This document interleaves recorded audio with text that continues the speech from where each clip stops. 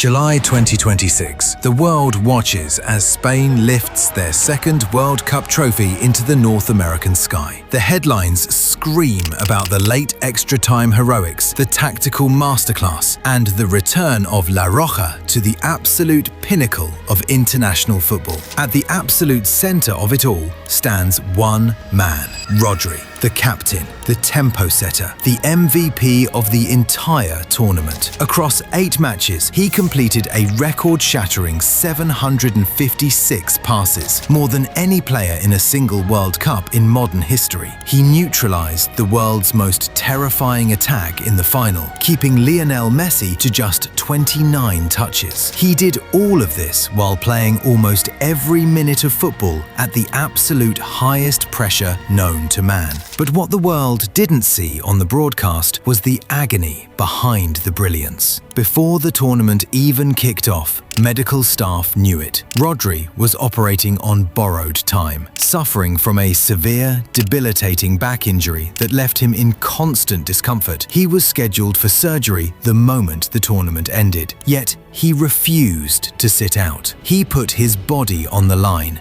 dictated entire matches through pure agony, and cemented his name alongside Gerd Müller, Franz Beckenbauer, and Zinedine Zidane as one of only 4 men to win the Champions League, Euros, World Cup, and the Ballon d'Or. To truly understand how a man can play through excruciating physical pain to master the pitch, you first have to understand who Rodrigo Hernández Cascante actually is. Because in an era dominated by flashy Instagram lifestyles, supercars, and designer clothes, Rodri is football's ultimate anomaly. Born in Madrid in 1996, Rodri grew up with a fundamentally different mindset. While playing in Villarreal's youth academy, he wasn't spending his first paychecks on luxury cars. He bought a used Opel Corsa. While his teammates lived in sleek apartments, Rodri chose to live in a student dormitory while studying for a degree in business administration and economics. He didn't have social media. He didn't have tattoos. He didn't care for the glamour. Ironically, Atlético Madrid had released him as a teenager for being too small and lacking physical presence. But Villarreal saw what Atlético missed, an elite footballing brain. When he made his senior debut for Villarreal in 2015, he wasn't the fastest player on the pitch, nor was he the most flashy, but he possessed a rare gift: head-swiveling vision. Before the ball even touched his boots, Rodri had already scanned the pitch 3 times. He made the defensive midfield position look ridiculously easy. By 2018, Atlético Madrid realized their colossal mistake and bought him back for 20 million euros. Under Diego Simeone, Rodri was thrown into an intense defensive boot camp. Simeone taught him the dark arts: how to duel, how to cover vast distances, how to become a human wall. In just 1 season at the Atlético, Rodri combined his innate positioned intelligence with elite defensive physicality. He was no longer just a clever passer, he was a complete midfield monster. In the summer of 2019, Pep Guardiola triggered Rodri's €70 million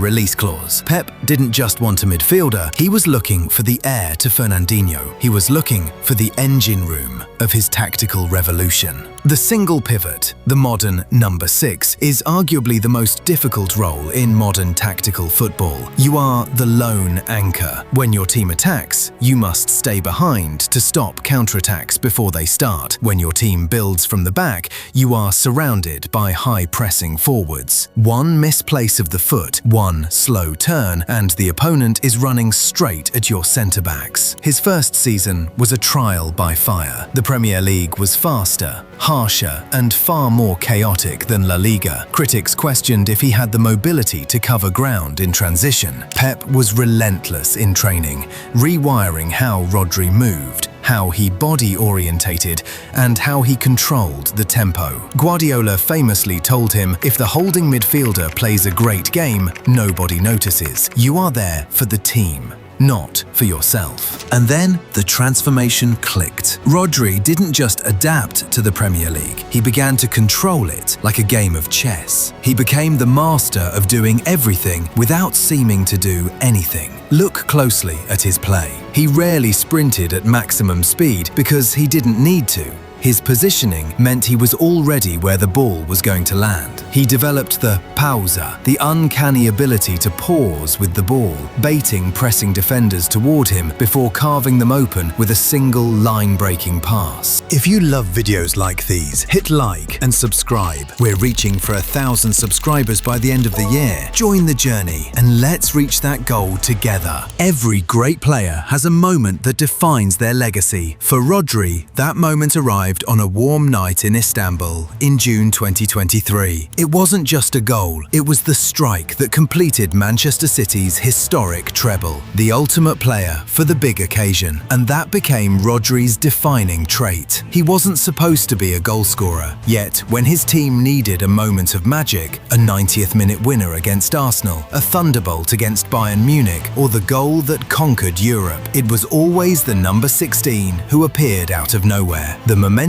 was unstoppable. After guiding Spain to victory at Euro 2024, where he was named Player of the Tournament, the ultimate individual recognition arrived. In October 2024, Rodri did what few defensive midfielders in history had ever accomplished. He won the Ballon d'Or. He beat out the flashy wingers, the goal-scoring machines, and the global superstars. Football finally recognized that the man who conducts the orchestra is just as vital as the one who plays the final solo. Standing at the absolute peak of world football, destiny took a cruel turn. In September 2024, the unthinkable happened. Rodri crumpled to the turf, clutching his knee. The diagnosis, an ACL tear. His season was effectively over before it had even begun. What followed was proof of just how irreplaceable Rodri had become. Without their anchor, Manchester City's invincibility shattered. Guardiola tried everything. Mateo Kovacic, Rico Lewis, changing systems, but nobody could replicate what Rodri brought. The defensive transitions collapsed. City conceded soft, counter-attacking goals. The control was completely gone. Even when Rodri finally returned to action the following season, he was plagued by secondary muscle injuries, hamstring strains, groin issues, and persistent physical setbacks. Restricted to scattered appearances, he couldn't build momentum. For the first time in years, the Premier League crown slipped away from Manchester. City lost control of their domestic empire, watching as Liverpool and Arsenal asserted their dominance back-to-back. The invincible machine had proven human after all, simply because its heart was missing. Heading into the 2026 FIFA World Cup, many doubted if Rodri could ever return to his absolute best. At 30 years old, coming off an ACL tear, nagging hamstring troubles, and now battling a severe nagging back injury that required surgical intervention, the odds were stacked against him. What unfolded across June and July 2026 was a masterclass in sheer willpower and elite tactical brilliance. Armband strapped to his arm, Rodri anchored a youthful, hyper-energetic Spanish team, featuring talents like Lamine Yamal and Pau Cubarsí. But while the youth provided the spark, Rodri was the brain. Game after game, he put on a clinic. 756 passes completed, breaking his own World Cup record. 122 line-breaking passes into the attacking third. Defensively, he shielded Spain's backline so effectively that La Roja conceded just one goal across the entire 8-game tournament, the lowest by any World Cup winner in history. In the final against defending champions Argentina, Rodri delivered his masterpiece. Playing through immense back pain, he completed 101 of 105 passes and won 80% of his duels before finally stepping off in extra time to a standing ovation. Ferran Torres scored the dramatic winner, sealing Spain's 1-0 victory. Rodri was officially named the winner of the Adidas Golden Ball, the best player of the 2026 FIFA World Cup. His legacy is no longer up for debate. He didn't need flashy stepovers or millions of followers to capture the footballing world. He did it by becoming the absolute master of the fundamentals, the man who dictates time and space, the man who turns chaos into order. Whether he is playing for Pep Guardiola's Manchester City or leading Spain to global glory, one fact remains undeniable.